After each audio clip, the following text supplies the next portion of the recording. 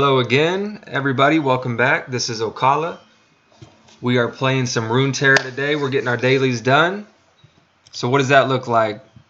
We logged in today, and it looks like we have to play 15 Demacia units, and we also have to win 3 games so that we can get all of our daily benefits that Riot gives us to maximize our weekly loot that we accumulate throughout the week. And it looks like we are 8, 9, 10, 11, 12, 13. We are 5 levels off from completing our weekly responsibilities, quests, whatever you call them.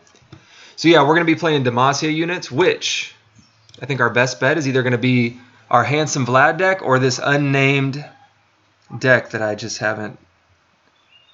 can't think of a name for it. Names kind of just find you. You know, you got to play a deck for a while and flesh it out before you can really, you know, give it a name. And that deck we just haven't really played much with. It's still in its infancy stages of its deck building life thing.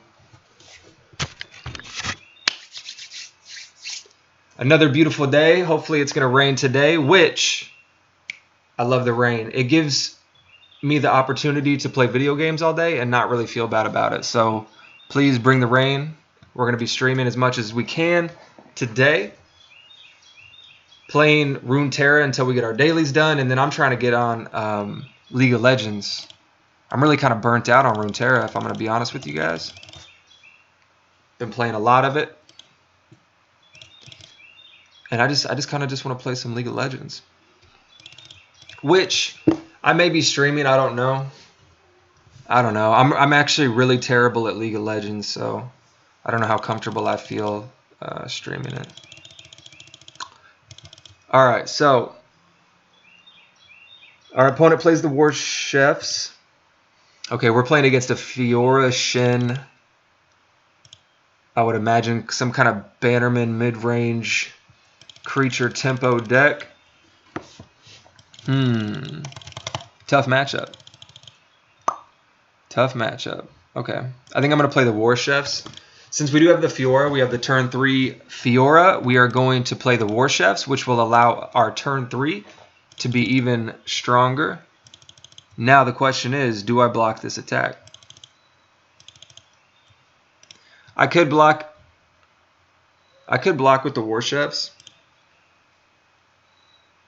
but it would also bring my War Chefs down to 1 health.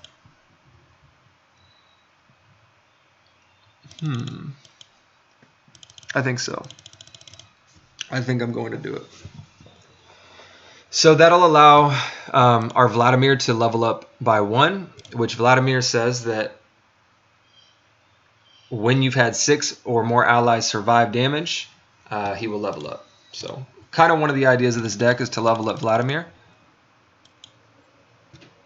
The other is to make good trades and out-tempo our opponent, which so far we are doing with the Fiora coming down turn 3. It kind of puts our opponent in a tough spot because he really can't play his own Fiora. He can do that, though, which is fine. Nothing too scary about that. We are going to get 2 damage through with that.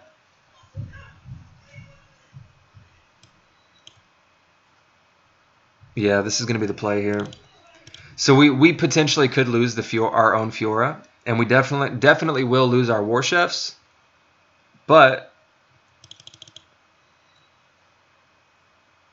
yeah, the single combat. Okay. So actually this is fine. We just end up cleaning up the board. Okay. Yep. That's good enough, I think. I think that's good enough. Our opponent's at 16 health. We have quite a bit in our hand to refill the board with 2 House Spiders, Crimson Disciple, Legion Rearguard, and then we have a Vladimir in hand for turn 5. The Shin comes down, nothing too crazy. I think we're going to play the Crimson Disciple, because if he decides to swing with the Shin, which he won't, okay, then we would have blocked the Shin with the Crimson Disciple, and Crimson Disciple says that when I survive damage, deal 2 damage to the enemy Nexus. So, with this card, we can start kind of whittling down the Nexus health so that when we play Vladimir, we're that much closer to closing out this game. Okay, so House Spider, yeah. We're going to play the House Spider. So we've had to play cards pretty aggressively to keep up tempo with our opponent, so we have no mana in the reserves. We do have a turn 5 Vladimir play, though. And with no crowd favorite in hand, that might be the move. Our board is a little weak to Vladimir's ability, unfortunately, right now with the current setup. But, let's see, 1, 2.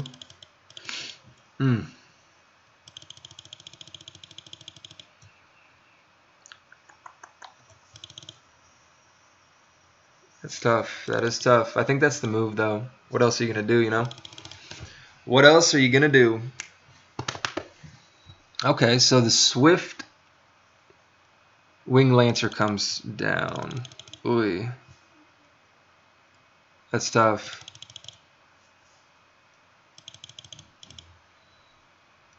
That contends really well with Vladimir. Like, really well. By him playing that, we're almost unable to swing. I mean, unless we just want to go crazy aggressive here. At this point, I think we're just all in.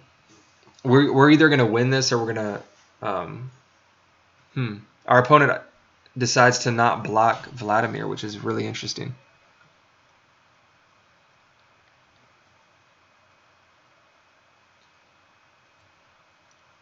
I wonder what his thinking with that was. I guess he is going to get Swift Wing Lancer to pick Vladimir up this turn.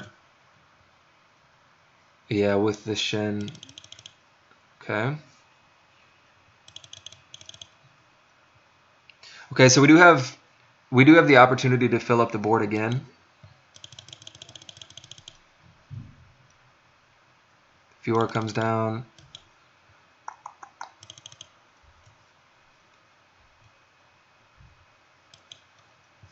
And we are going into the next turn. The next turn we are going into our opponent most likely playing Judgment. So we're going to swing with everything.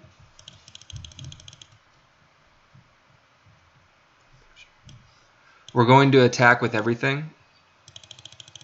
And our opponent is most likely going to play a card called Judgment, which it deals, for example, if he uses Judgment with Swift Wing Lancer, Swift Wing Lancer is going to deal its attack to all battling enemies, which is going to kill every creature on my board, and at that point we're going to have to surrender. So we're either all in or we're all out at this point, because if we try to stall out this game, our opponent is going to outvalue us. So we're all in. We are all in. Let's see what happens. The most damage that we can get through is 1, 2, 3, 4. So actually we miss lethal. Okay, Prismatic Barrier. No Judgment comes down, which, I mean, like, we're still kind of in the game. We're 1 off of lethal. I don't know how much. Let's see. Our opponent's Fiora has 1 kill. So we're on a clock too. This Fiora, she says when I've killed 2 enemies, level up, and then when I've killed 4 enemies, and this does include the 2 initial enemies that she has killed before leveling up. But when I've killed 4 enemies and survived, you win the game. So we're on a clock. This deck is built around keeping Fiora alive while making good trades and picking up creature kills. But our opponent is at one life. We're gonna need to see a Vladimir or a crowd favorite come down. Really, that's our only option. And there's the Bannerman. Because yeah, we're gonna lose 2 creatures. At the very least, we're losing 2 creatures, which means that we can't get around our opponent. We're gonna have to go straight through him, which means we need the crowd favorite or we need the Vladimir. We need to deal overwhelming damage or direct damage with Vladimir's ability if we're going to win this game.